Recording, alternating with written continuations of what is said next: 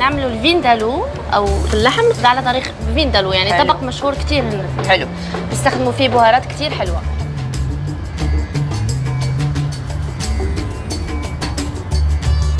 بنحط شوي فلفل. اوكي.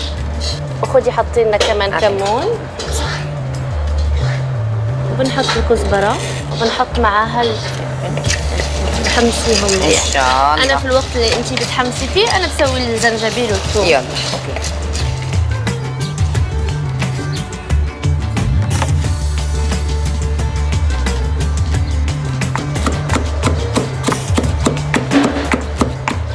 هلا بزيد الزيت والخل.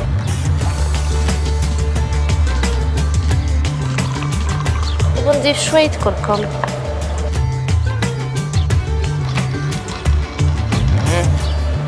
شمتي الريحة؟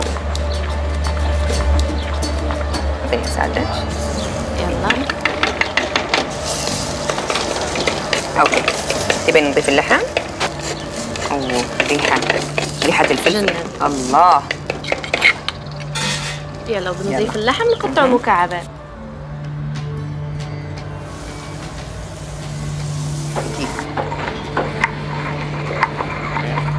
يعني حتى صحية وخفيفة وما قليلة فيها الدهون. بالضبط. البهارات بتعلي الحرق وهذا المميز. وبروتين. هلا بنضيف معلقة تقريبا كبيرة من السكر البني. ها؟ يعطيها طعم شوية. ويعطيها اللون كمان. تمر هندي؟ تمر هندي. خلاص بنضيف لها مكعبين مرق دجاج من ماجي. اوكي.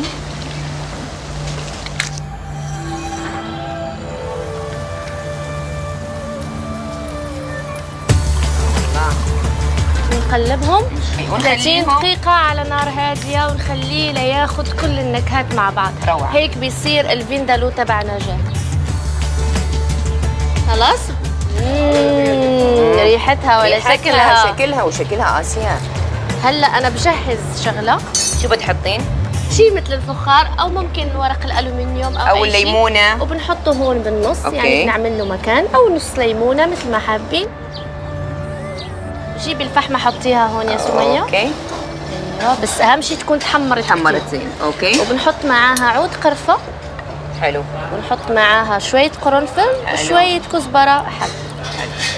بس عشان البهارات او النكهات تطلع بنحط شوية زيت عشان يساعد على الاحتراق. احنا نستخدم هاي الطريقة بعد فتتدخن. هالدخان اللي بيخرج بسرعة. ولازم السكرينة لازم عشان تتدخن عادي. لو تقلبينه بعد حتى. ايوه. مشان نكبس البخار وبنتركها على نار هادية 10 دقائق بس لتاخذ نكهة البهارات سموكي لتكون مدخنة.